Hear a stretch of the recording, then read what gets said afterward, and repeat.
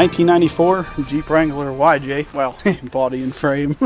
At one point, it would have been a stock YJ. By VIN, it was a 2.5 4-cylinder 5-speed, but I never seen it at that point. Okay, so you didn't buy it when it was when it had the 4-cylinder. Somebody already did an engine swap when you got it. Yes. What was in it when you got it? The 302. Oh, okay. So you bought the engine and the chassis together. Well, right. That's cool. And my dad got his hands on it before I did. He's the one that bought it last year. So it's his fault. I bought it. Yes. Yeah, it's his fault. None of us ever thought we were going to own a Jeep, ever, until we saw this thing. So you weren't a Jeep guy? So, no. Personally, I've always been a older square body Chevy or dense side Ford guy. Okay. But he had a vision. One day he called me up. He's like, why don't you start looking for a V8 Jeep for me? I was like, what do you want to do with a V8 Jeep? There's no room. You can't do nothing with it. Yeah. One day, I found one and it decided to look pretty good. So we went and looked at it. Clean as can be. The frame still had original paint on it. Body had no rust whatsoever. A couple dings, nothing crazy. Dad fell in love with it, brought it home, and that is the first time I've ever liked a Jeep. So now what's your opinion? I freaking love it. This is the most fun vehicle I've ever owned. That is saying a lot because my first vehicle was a 74 Highboy, and this thing puts it to shame. You had the chassis with an engine that was already swapped. Where did you go with the engine? Did you have to go forward with it? It ran and drove pretty good. I mean, yeah.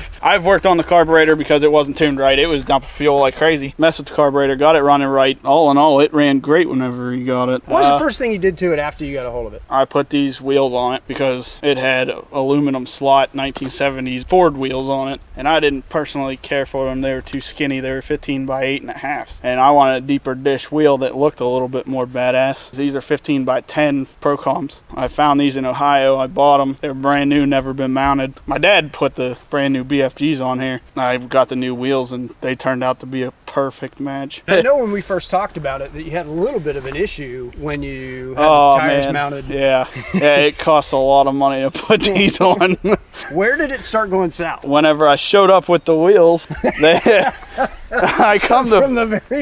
pulled the wheels out of the Jeep, told them what I wanted done. So they started dismounting the tires, and then they come out and they tell me, hey, you need different lug nuts because the lug nuts are not made for steel wheels, which the lug nuts I had went with those aluminum slots, and they were the extended Acorn style. They were a half an inch longer than what they needed to be, and it didn't even sit flush with the wheel. So I had to buy all new lug nuts, which there's roughly $40. Whenever I got the wheels, they only had 2 of the specialty stainless valve stems. They had to track down and buy 2 more, which those were $25 a piece. So there's another $50. Talk about the valve stems for a second, because those folks that don't know about bead locks. So the lip sticks up a good bit. So where the valve stem comes out of the lip of the wheel, it has to come out and then do a 45. The only ones that they had that were stainless were straight, so you couldn't get to them. They had to find ones that had the 45-degree angle. Surprise. Yeah, $25 a piece for a valve stem. And then they were having trouble getting them to seat, so they'd use the balance beads instead of weights, because I didn't want weights on the wheels at all. I didn't want them to scratch it up. All in all, it was almost a $300 bill. The finished product looks great. I couldn't be happier. Awesome. And what size tire is that? Those are 35 by 1250 15 BF Goodrich KM3s. And you have how much lift on this? There is roughly 10 inches of lift on this. It's got the spring over axle lift, which gives you 6 inches. The body has 1-inch poly spacers on it. It's not enough to make the body want to roll. The rear end is a Ford 8.8 out of a Ford Explorer, and it has a locker, and it actually has axle trusses to strengthen the rear end so it doesn't twist or break. The tubes don't separate from the pumpkin or anything like that. Yeah. The front is a Dana 44 out of an early Bronco. It already had spring over perches and everything on it, so it was a pretty well fit axle. I mean, you didn't have to change anything. Width is perfect for it. They work out great. From what you just said, that's a pretty good ratio for both highway and a little bit off-road. Right. I mean, I can do 100 down the highway without an issue, and I do it a lot, actually. There's no bounce and no death wobble. It drives great. The 410 gears, it does amazing. It's not slow. It's not too high geared for something like that. I love the way it rides, honestly. It does have a transfer case drop, but the transmission, transfer case, and all that, actually it has a drop cross member. So the angle's right, and then it's got the double cardan yoke rear drive shaft so that the angle is fixed. So it's got technically 3 U-joint setups so that it can correct the angle itself, and it's not too terrible. terrible. It doesn't bind or anything like that. I mean, I've had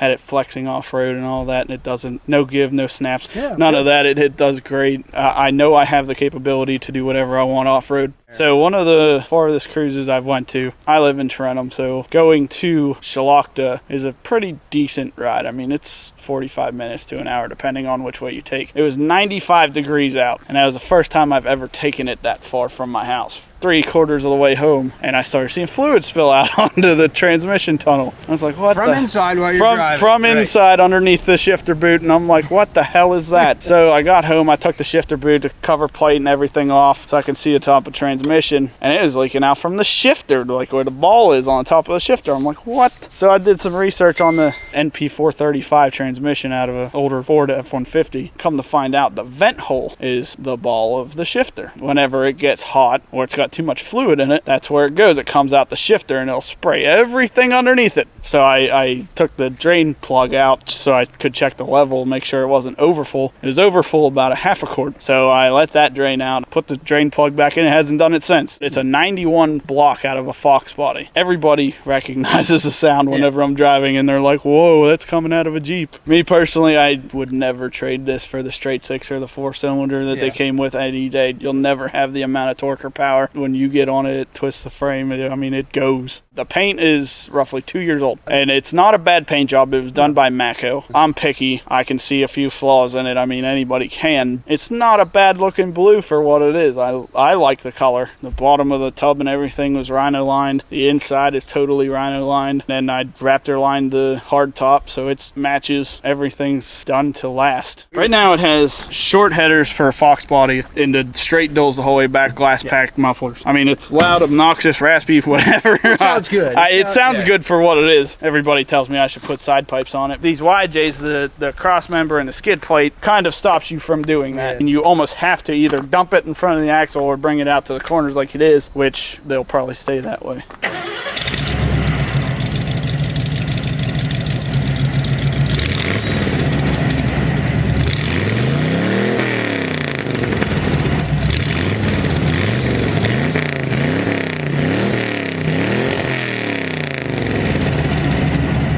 So I know you said you'd never own one, and you have one. Would you ever get rid of it? The price would be steep.